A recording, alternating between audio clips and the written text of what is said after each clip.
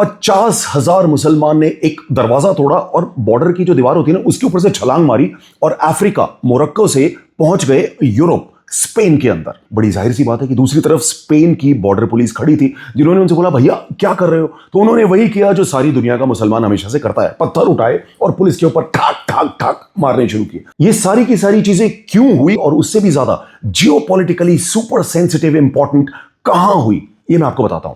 Africa के tip पे एक जगह है सूटा, ये है स्पेन का। नहीं, हर जगह सिर्फ मुसलमान बदमाश नहीं हो सकता, यूरोपियंस क्रिश्चियंस भी उतने ही बदमाश हैं जितने ये बदमाश हैं। आज की तारीख में स्पेन का जो प्राइम मिनिस्टर है वो है एक कम्युनिस्ट सोशलिस्ट, बिल्कुल जैसे हमारे अखिलेश भैया दिखाई देते हैं, ये बिल्कुल वैसा ही दिखाई देता है कि किसी तरह से मीठी मीठी बातें करके जो 5% मुसलमान स्पेन में बैठा है इसका वोट मेरी पॉकेट में आ जाए। और इसने बड़ी बड़ी बातें बोलनी शुरू की, क्या फर्क पड़ता है, ओपन बॉर्डर रखेंगे, आता है मुसलमान आने दो, उनको हम वर्क परमिट देंगे, उनको हम अपने देश में काम करने का मौका देंगे।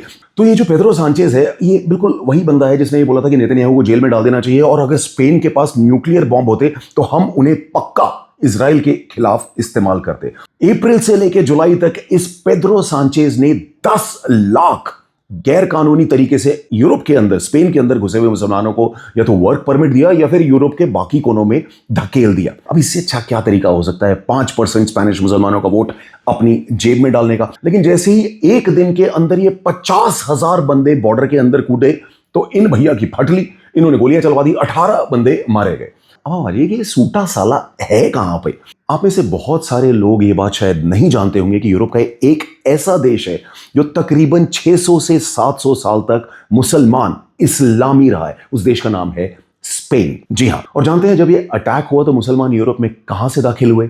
जी, सूटा से। पहले वो सूटा में पहुंचे, उसके बाद उन्होंने समंदर पार किया, पहुंचे जिब्राल्टर और उसके बाद पूरे के पूरे टोटल स्पेन के ऊपर इस्लामी राज कायम हुआ। और जियोपॉलिटिकली आप दिन रात सुबह शाम जब आपको गैस की और पेट्रोल की किल्लत होती है तो क्या सुनते हो? Straight of Hormuz. जी हां, ये भी एक स्ट्रेट है, ऊपर जिब्राल्टर, नीचे सूटा और बीच में स्ट्रेट ऑफ जिब्राल्टर। ये समुद्र का वो टुकड़ा है जो मेडिटेरेनियन को अटलांटिक यानी कि अफ्रीका और यूरोप को अमेरिका के साथ कनेक्ट करता है। स्पेन की तो फटी पड़ी है लेकिन साथ के साथ पूरे यूरोप की भी फटी पड़ी है। यहां तक कि मेलोनी ने यह कह दिया है कि इटली की 1 इंच भूमि भी इन रिफ्यूजीज के लिए नहीं खोली जाएगी।